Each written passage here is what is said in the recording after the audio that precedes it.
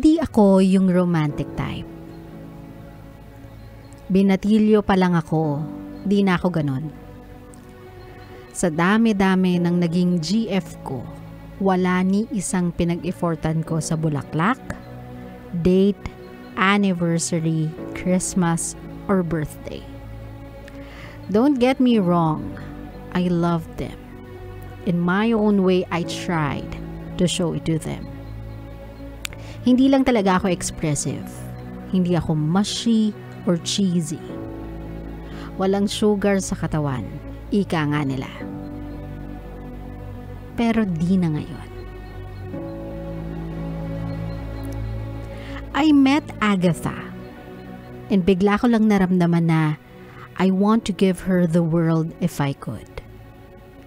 Alam mo yung pakiramdam na you just want to do better this time. Na this time, you don't want it to end. So kahit pa kinakantsawan ako ng barkada at mga kuya ko kasi first time ko mag-abala sa mga bulaklak at pa-surprise, I didn't care. I don't care. I don't mind. I want her to be happy. I want to make her feel how happy she makes me. How my world felt a bit better because of her.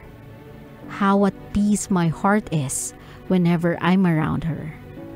Siguro nga totoo ang sinasabi nila. Makakahanap ka din ng katapat mo. Isang nilalang na hihimukin kang maging mas mabuting tao. I think siya na yung sakin.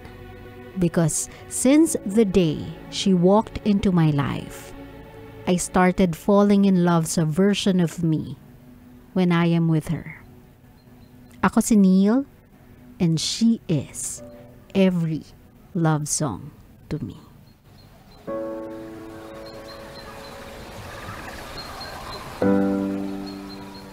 Napakatamis naman nun. Diba, for someone to tell you that you are every love song to him. You must be that special. Diba? Something in you really changed that boy and turned him into a man. Pero sa mga kabisyo natin, naniniwala din talaga ako doon. Na darating yung panahon, makakahanap ka ng katapat mo. Kahit gaano ka pa kailap, kahit gaano ka pa siguro kadulas, minsan nga kahit gaano ka pa kabato eh. Basta yung kaharap mo yung tamang tao, lumalambot ka eh. Nag-iiba ka. And the one thing that I did like sa sinabi ni Neil ay yung part na in love siya sa version of him. Whenever he is around the girl, he is around Agatha. Which is rare. Diba? Parang most of the people kasi in order to keep the relationship, we thought that pretending to be someone that we are actually not. Kumbaga, hindi siya innate sa atin, hindi yun talaga yung ugali natin. We are just pretending to be that person. So mag-click kayo. It's an effort, yes. Kumbaga, it's an admirable effort. Pero hindi kasi siya sustainable. Kapag nagpe-pretend ka, kunyari ganito, my love, I'll give you an example. If your partner is a gamer, hindi ka mahilig sa games, you pretend that you like games, that you are into games in order to be with that person. Para, alam mo yun, makapag-share kayo ng time together, makapag-bonding kayo, para makita niya na, uy, pareho kami ng trip. Dahil pareho kami ng trip, let's go. O, diba? May bonding moment na kami. I like this girl. Pareho kami. Pero, as time pass, hindi mo na kaya i-sustain because deep within you, you don't really enjoy games. You don't understand how it works. You don't even know how to play it. Kumbaga parang, sinabi mo lang yun to get close to a person, and now that you are with that person, you thought na pwede mo nang i-let down yung guard mo at sabihin sa kanya na, hey, hindi naman talaga ako into games. I just wanna be close to you, kaya sabi ko sa'yo, I'm into games. Some people can dig that. They will see that as, that's cute, that's so sweet. Pero some people will not like that. Feeling nila na in love sila, feeling nila na fall sila to a different version of you. The version that they expect to be with, not the version that you are now. Pero with this one kasi, yung nangyari kay Neil, yung changes na ginawa niya is not something to impress. Kumbaga, it's not done because kailangan niyang i-impress tong taong to. Kailangan niyang maglagay ng best foot forward para magustuhan siya ng taong to. Ginawa niya yung mga bagay na yon because he wanted to make that girl happy and to make that girl feel how happy he is dahil sa existence niya. He wanted to change not for the girl. He wanted to change so that he can be better for the relationship. Ang goal niya is to sustain this relationship.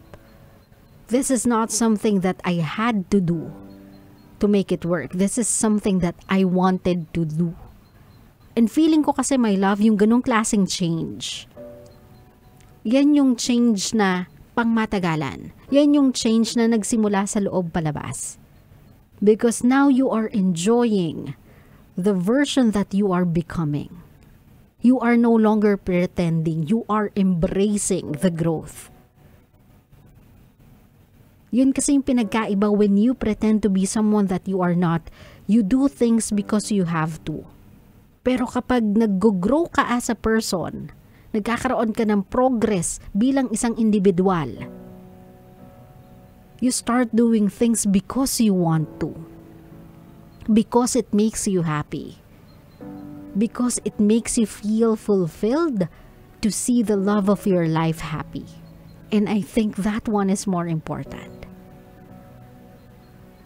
And may mga kanta na nagsasabi ng ganitong klaseng pagmamahal. The feeling of you being unselfish. You loving someone unconditionally. You stopping dun sa moment of being self-centered. And putting your partner's needs, wants, happiness ahead of your own. Unconsciously. Kumbaga parang nagiging reflex mo na to. This is not something that you have to remind yourself every single day na kailangan mong gawin. This is something na ginagawa mo na because you know na this makes you happy. So kapag may mga nagtatanong sa mga tao na bakit ganyan ka magsilbi sa kanya? Bakit lahat ng pangangailangan niya inaabot mo? Bakit kada tawag niya andyan ka agad? Di ka naman serbedoro, ba't mo ginagawa yan? It's because it makes them happy to see the love of their lives happy. Mararamdaman mo rin yan, my love, if nahanap mo na yung tamang tao. Na it doesn't feel like a task anymore. The person doesn't even need to ask for something na kailangan nila. Alam mo na siya automatically. Parang subconsciously, you know exactly what your partner wants, what are the things that can make your partner happy without your partner telling you anything. Kasi alam mo na sa sarili mo na yung happiness niya, inalam, kinabisa, sinapuso mo, because when your partner is happy, you are happy. Sa tingin ko, my love, yun yung kind of love that you have to look for. Because that is the kind of love I think you deserve. So happy for you, Neil, that you have found someone that can bring out the best in you. That can make you become a better version of yourself. And I hope you guys last. That kind of happiness, that kind of love is something that everybody deserves. Siguro, yung iba wala pa doon. Hindi pa nakikilala yung taong makapagbibigay sa kanila ng ganyang klaseng pagmamahal na una ka lang. Pero thank you for making other Kabisyo realize the kind of love that they should look for. Para pag dumating sa kanila, alam na din nila yung gagawin nila. And that is to never let it go. Klaro? Klaro.